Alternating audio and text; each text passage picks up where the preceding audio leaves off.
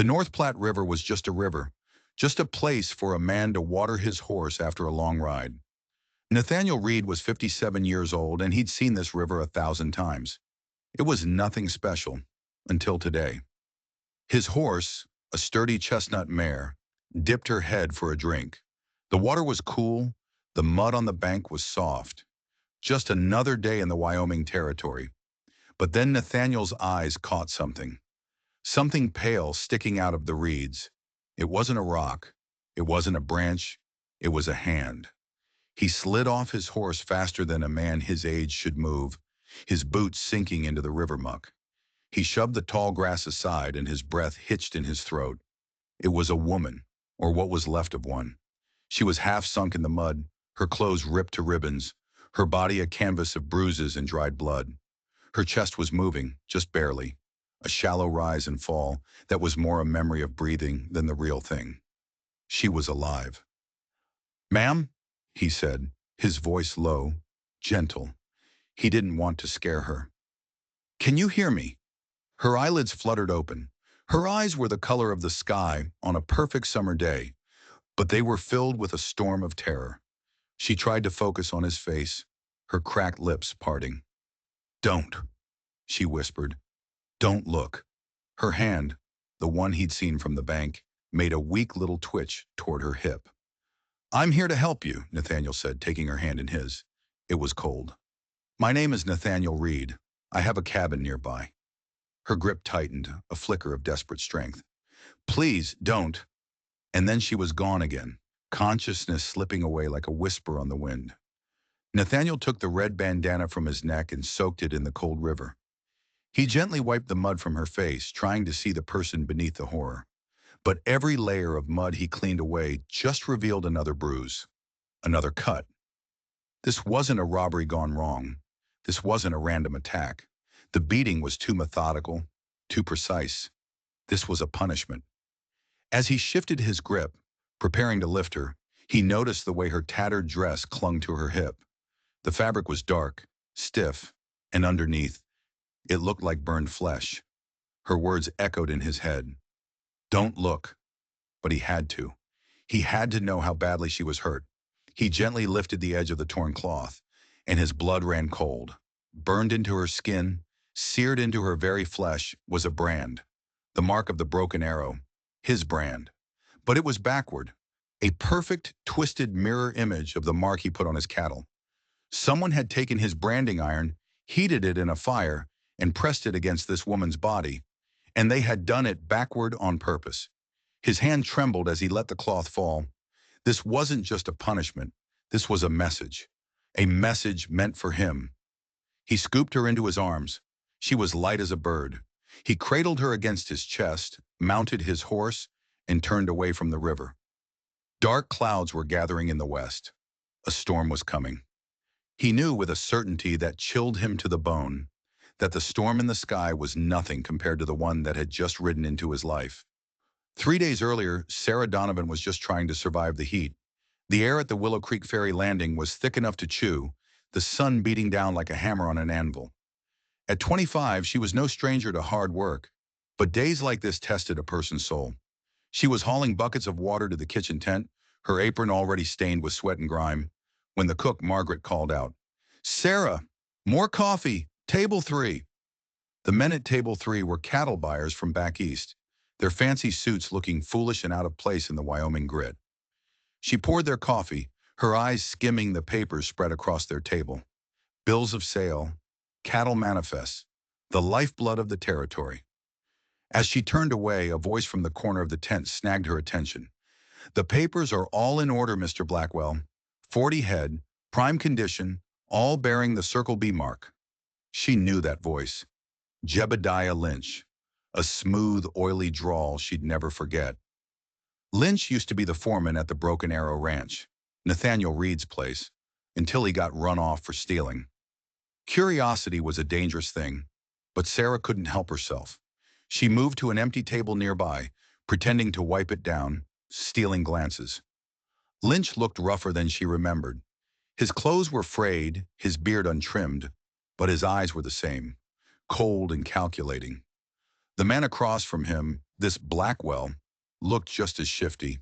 "And Reed won't cause trouble?" Blackwell asked, his voice low. Lynch let out a laugh that had no humor in it. "Reed doesn't even know they're gone. By the time he figures it out, these cattle will be halfway to Chicago." Sarah's hand froze. They weren't just talking about any stolen cattle. They were talking about cattle from the Broken Arrow. She'd heard of Nathaniel Reed. An honest man, they said. A rare thing in these parts. Lynch slid another set of papers across the table. "These have the proper signatures. Nobody will question them."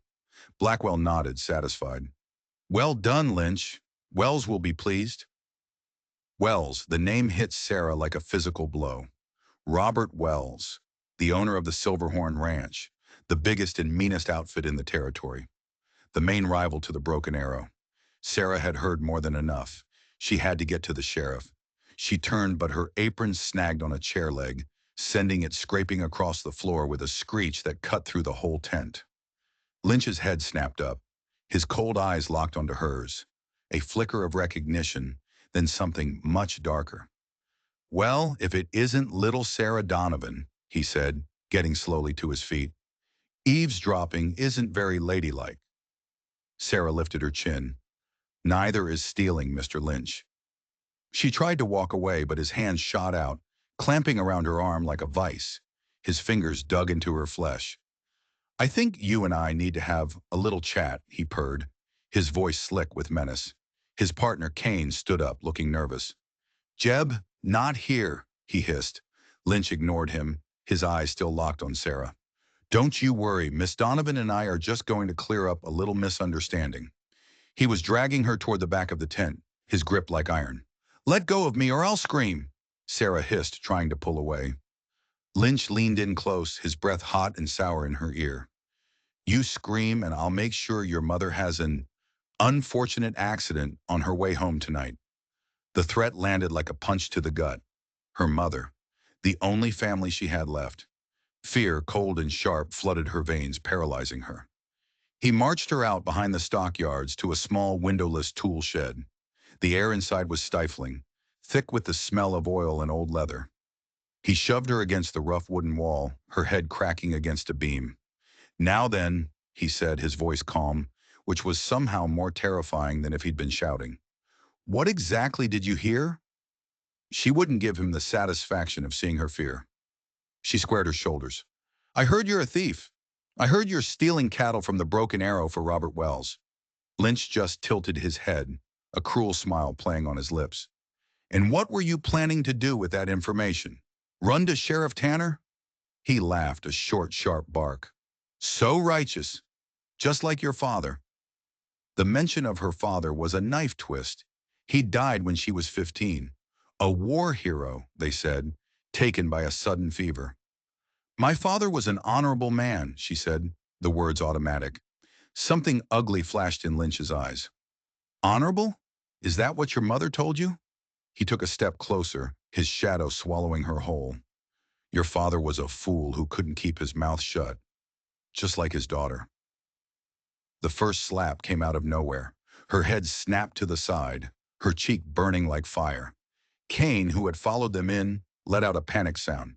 "Jeb! This wasn't the plan!" "Plans change," Lynch snarled, never taking his eyes off Sarah. "Opportunity knocks, Wesley. A smart man answers the door." Sarah tasted blood, but through the pain, a hot, defiant anger surged through her. "You won't get away with this." Lynch's smile was pure poison. "Oh, I think I will. People will hear Sarah Donovan just packed up and left town. Happens all the time." He pulled a small, wicked-looking knife from his pocket. The blade glinted in the dim light. "But before you disappear, you're going to help me send a message." A message. This was about more than just stolen cattle. This was personal.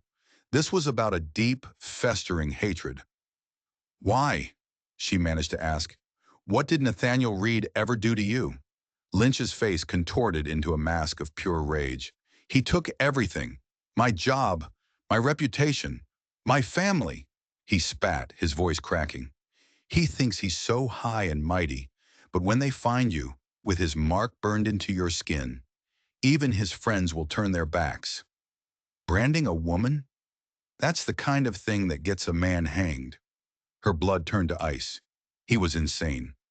Get the iron, Wesley, Lynch ordered, his voice dropping back to that terrifying calm. Kane hesitated, sweat beading on his forehead.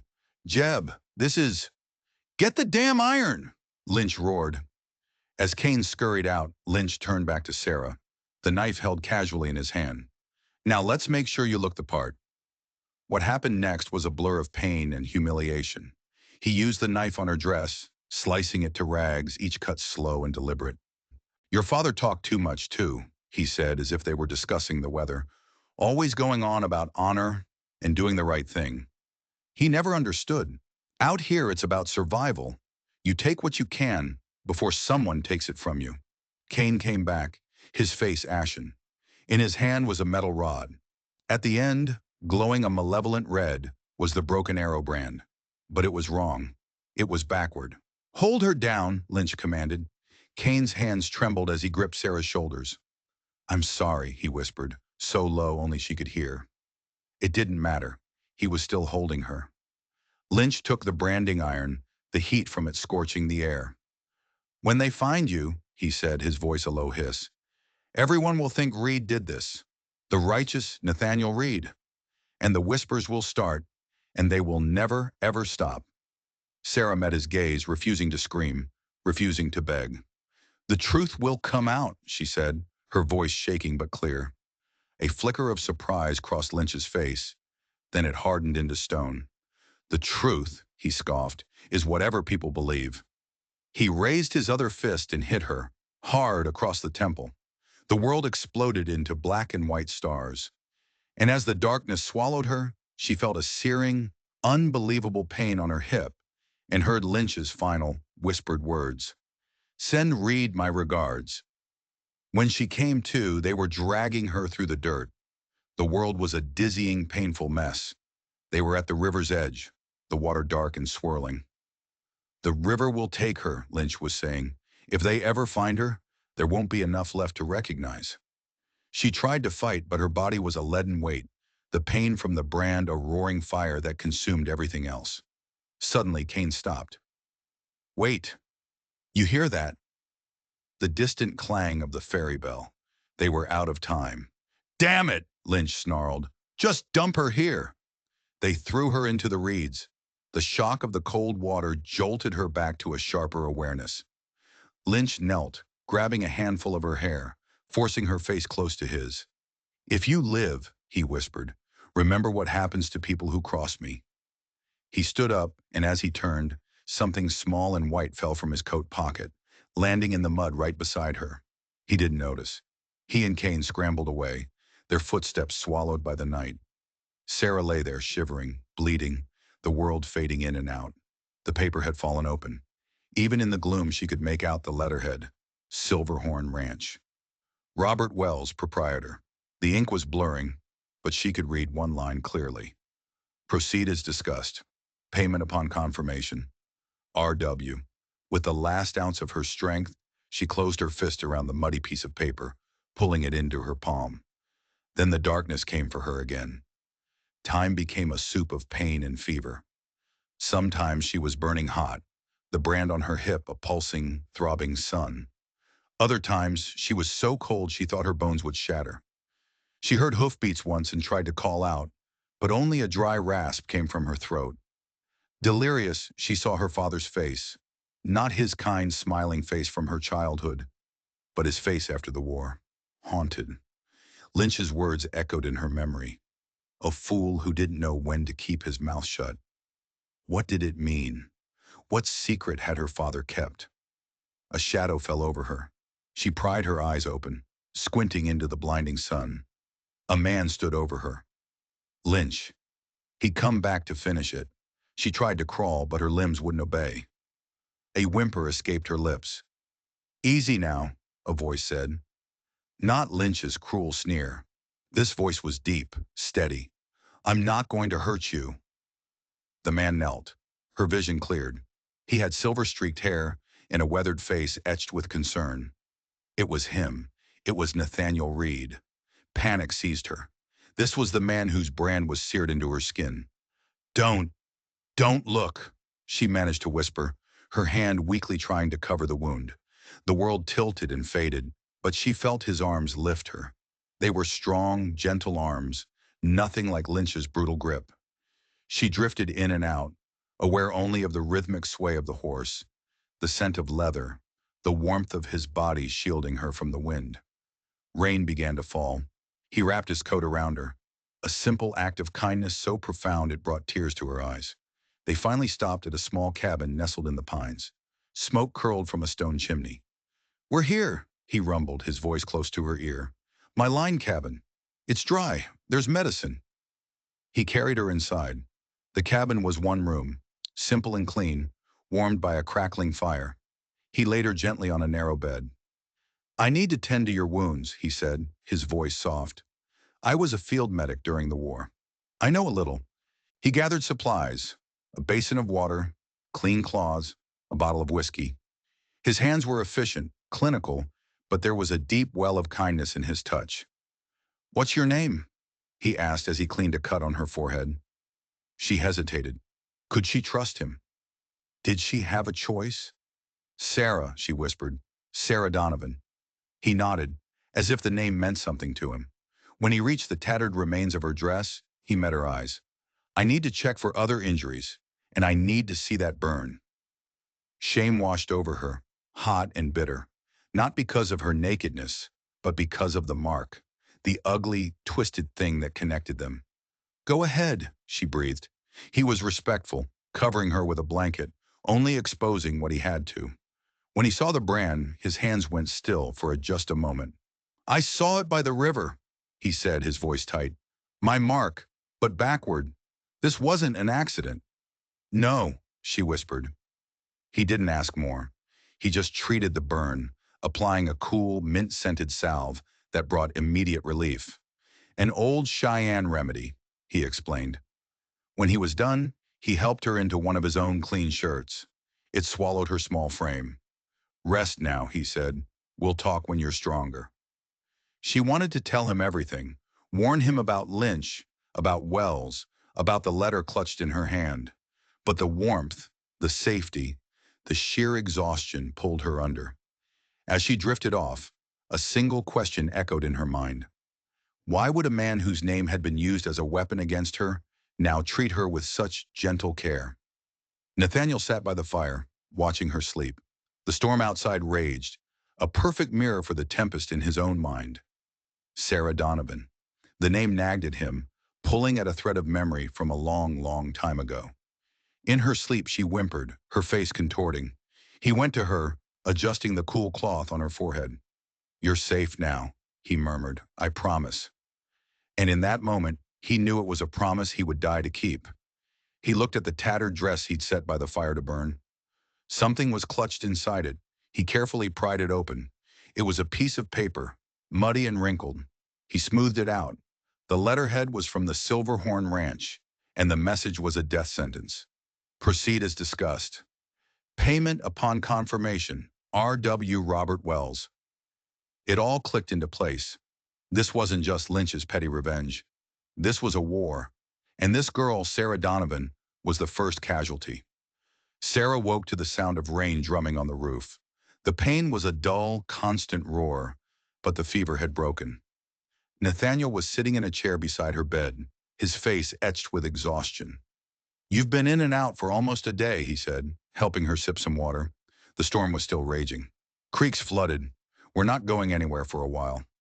She should have been terrified, trapped in a remote cabin with a stranger. But she wasn't. She felt safe. He brought her a bowl of broth, his movements slow and careful. As she ate, she studied him. He wasn't a handsome man, but there was a quiet strength in his face, a deep-seated decency. "I need to ask you what happened," he said, his voice gentle but firm. "About the brand." So she told him everything, overhearing Lynch and Kane, the shed, the way Lynch had sneered her father's name.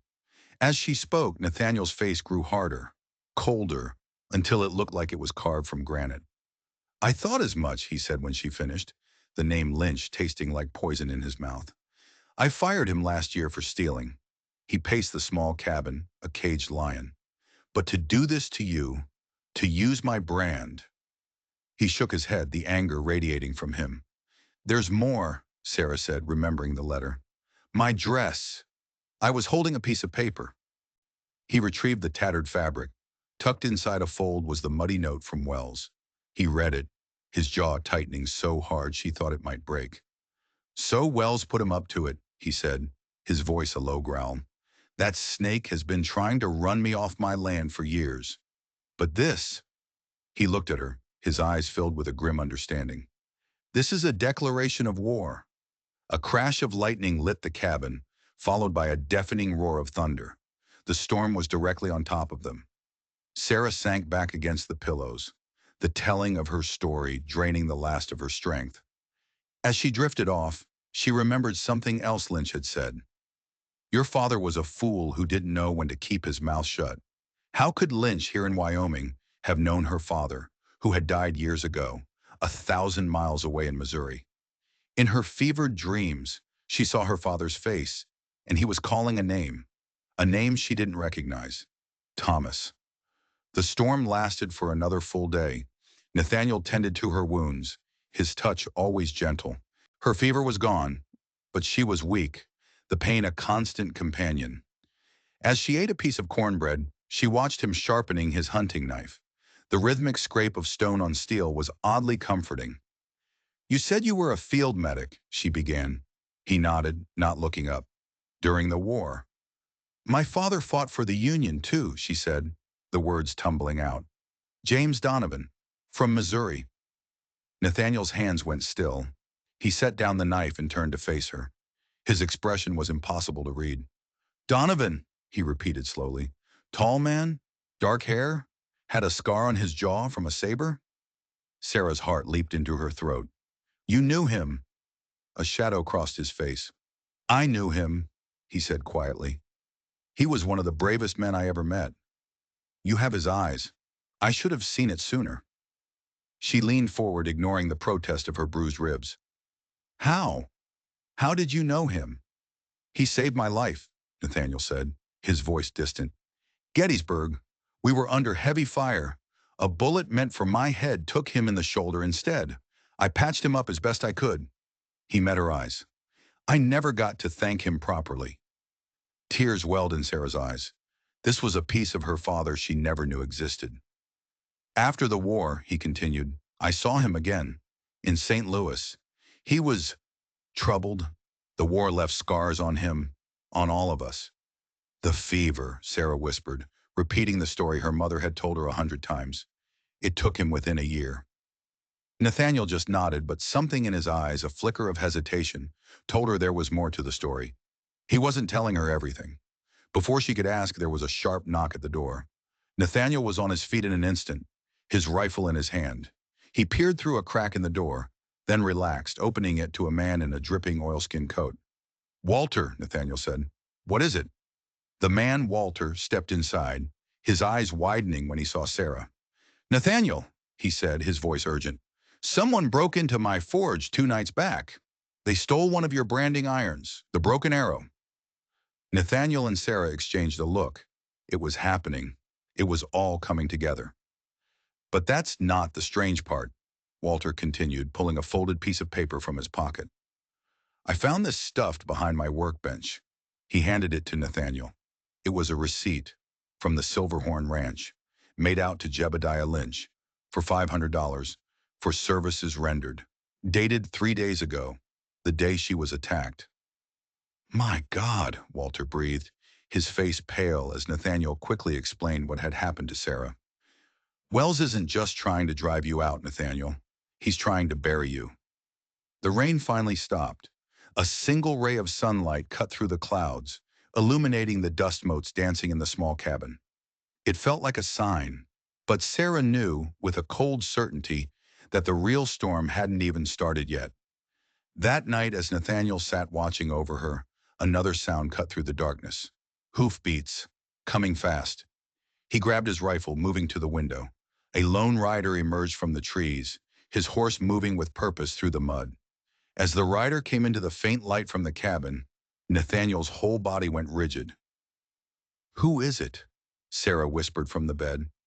Nathaniel didn't answer for a long moment. When he did, his voice was a strange mix of shock and something that sounded almost like hope. It's my son. He opened the door just as the rider dismounted. The man was tall and broad-shouldered, with the same gray eyes as his father. He was immaculately dressed beneath his mud-spattered coat. "Hello, father," he said, his voice cool and controlled. "Thomas," Nathaniel replied, his own voice tight. "It's been a long time." 5 years, Sarah would later learn. 5 years of silence. Thomas's eyes swept the room, landing on Sarah in the bed. "I see you have company." "This is Sarah Donovan," Nathaniel said. "Miss Donovan, my son, Thomas." Thomas gave her a polite nod, but his eyes narrowed as he took in her injuries. "Why are you here?" Nathaniel asked, cutting to the chase. "I got a letter from Frederick," Thomas said, naming the Broken Arrow's foreman. "Things are bad. Cattle missing, fences cut, a fire in the south pasture." He paused, his gaze intense. "And 3 days ago, someone nailed a note to the bunkhouse door. It had the Broken Arrow brand on it, backward, and underneath it said, 'Justice comes for Reed.'"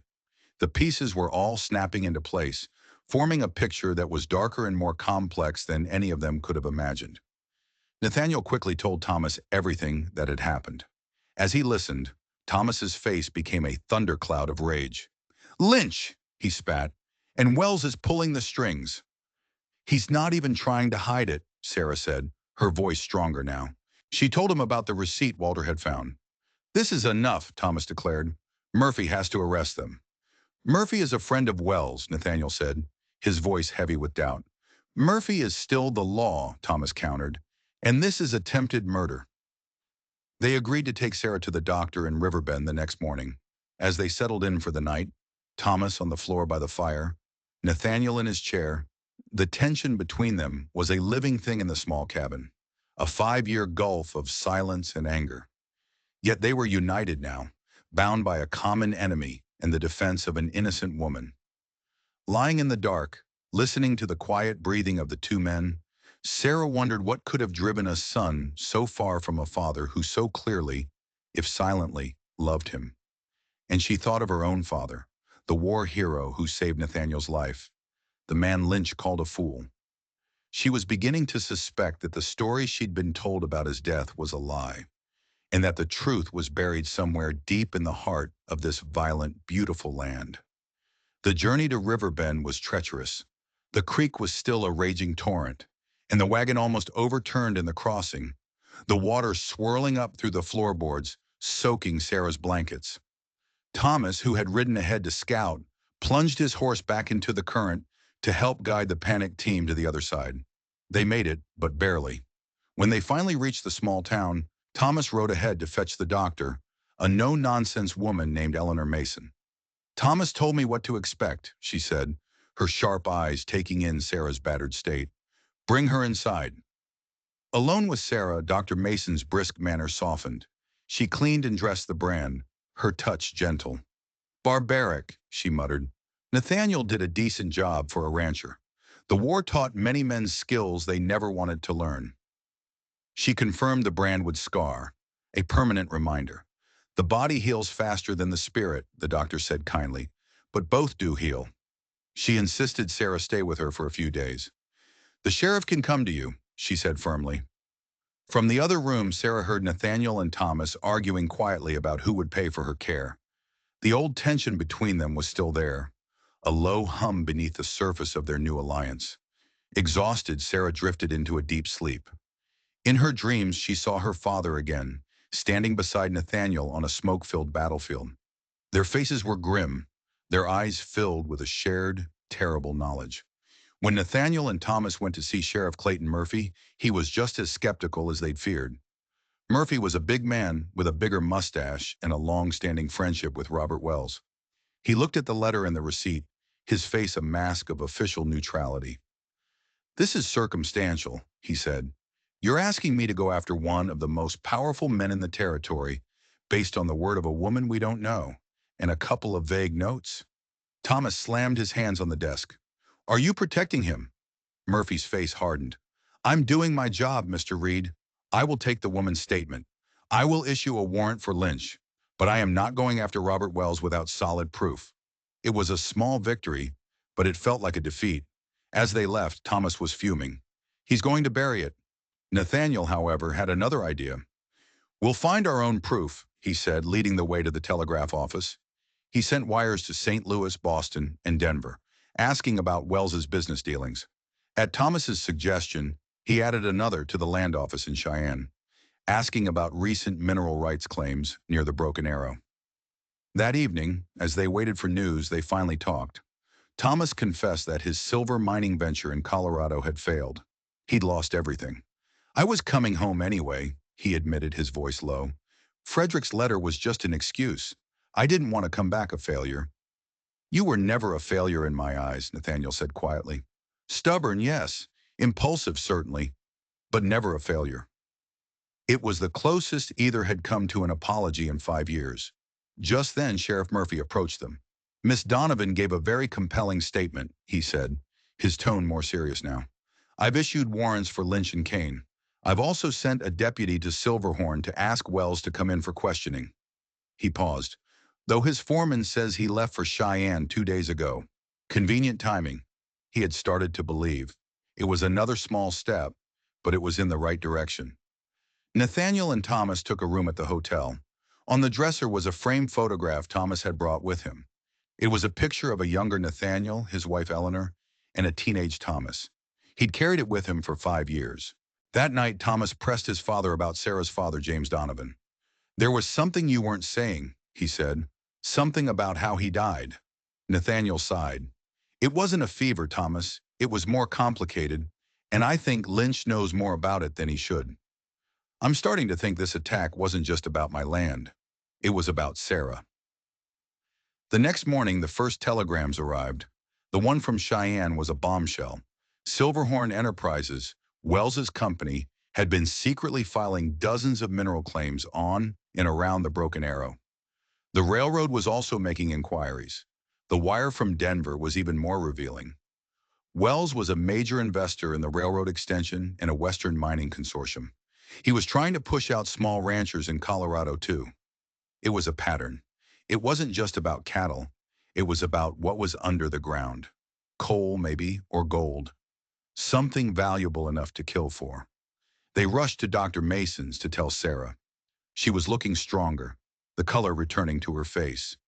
As they talked about her father, she could tell Nathaniel was still holding something back. Before they could press him, a commotion erupted in the street. Sheriff Murphy and his deputies were back, and they had 2 men with them, hands bound, Lynch and Kane. A crowd was gathering around the jailhouse. Murphy looked tired but triumphant.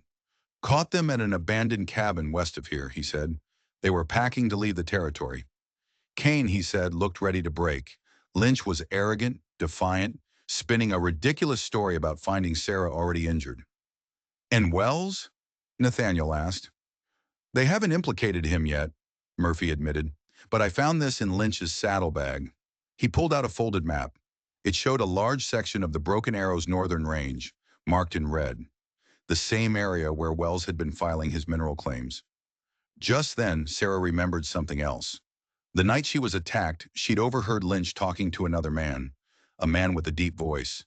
They'd said the survey team found it, and that they had to move fast before Reed or the railroad discovers what's under his land. It was all connected. The brand, the beatings, the land, the railroad, and somehow her father's death 20 years ago. We have to go to the ranch, Thomas said, his voice urgent. We have to see what's on that northern range. As they bought supplies for the ride, Nathaniel felt a surge of purpose he hadn't felt in years. He had his son back. They had a cause, and they were riding into the heart of a storm to find the truth. The journey to the Broken Arrow was tense. Every shadow seemed to hold a threat. Every gust of wind sounded like a whispered warning. When they arrived, the ranch was on high alert. The foreman, Frederick, a man whose loyalty to Nathaniel was absolute, met them with a rifle in his hands. He recounted the weeks of harassment, cut fences, spooked cattle, and the unnerving backward brand nailed to the bunkhouse door. He'd also seen men he didn't recognize near the northern range. Surveyors, he'd thought at the time. Now he wasn't so sure. The next morning, Nathaniel and Thomas rode north into the rugged, little-used part of the ranch marked on Lynch's map. It was hard country, all rock and scrub, unfit for grazing. They rode for hours, following a barely there trail that led them deeper into the hills. As the sun reached its peak, they found it.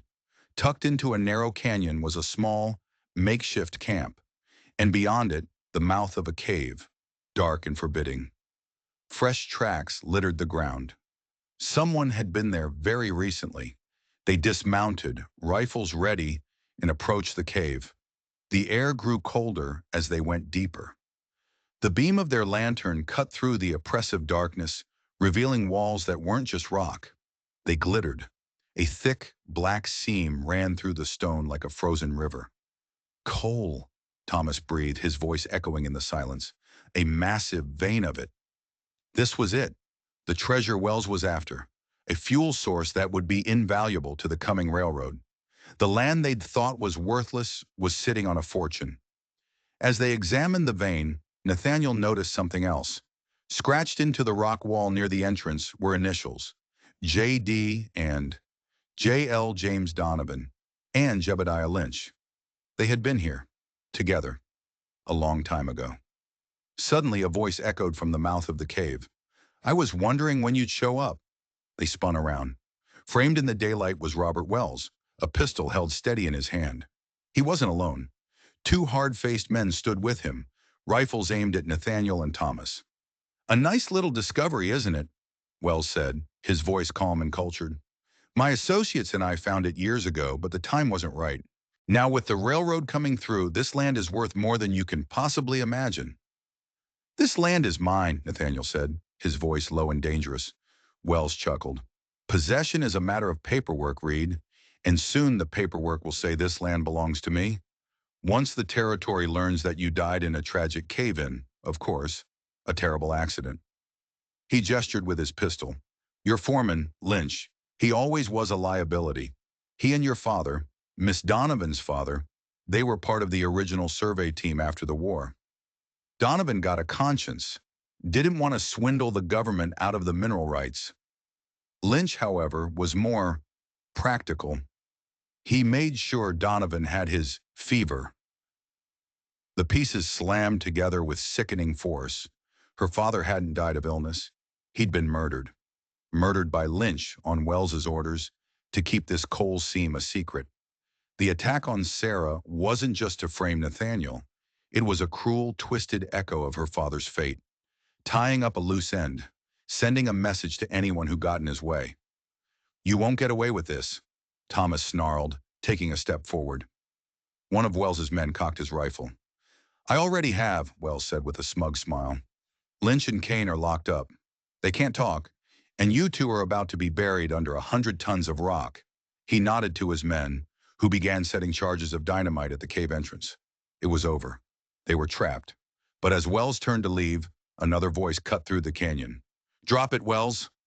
Sheriff Murphy stood on the ridge above them, a dozen armed men at his back. Walter Jensen was with him, and even Dr. Mason, holding a shotgun with surprising confidence. Kane had talked. He'd confessed everything, implicating Wells in the assault, the land grab, and the decades-old murder of James Donovan. The standoff was brief and bloody. Wells and his men opened fire, but they were outnumbered and outgunned. When the smoke cleared, Wells was on the ground, a bullet from Nathaniel's rifle in his shoulder. Justice, it turned out, had finally come to Wyoming. Weeks later, Sarah stood on the porch of the Broken Arrow Ranch house, leaning on a cane, the Wyoming wind warm on her face. The brand on her hip was a scar now, a permanent mark, but it no longer burned with pain and shame. It was a reminder of what she had survived.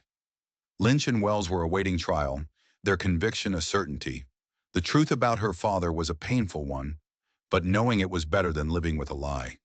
She had telegraphed her mother, who was now on her way to Wyoming, to a new life. Thomas stood beside her. He was staying. The Broken Arrow was his home, his birthright. The 5 years of silence between him and his father had been replaced by a quiet, unbreakable bond, forged in the fire of shared purpose. Nathaniel came out onto the porch, a cup of coffee in his hand. He looked at his son and at the young woman who had brought so much chaos and, ultimately, so much healing into their lives. The storm had passed, and in its wake, something new had begun to grow. It wasn't just about the land anymore. It was about family. It was about legacy. And it was about the simple, undeniable truth that even in the harshest of lands, courage and kindness could make a home. What do you think happened to them next? If you enjoyed the story of justice in the Old West, make sure you hit that subscribe button because there are always more tales to tell.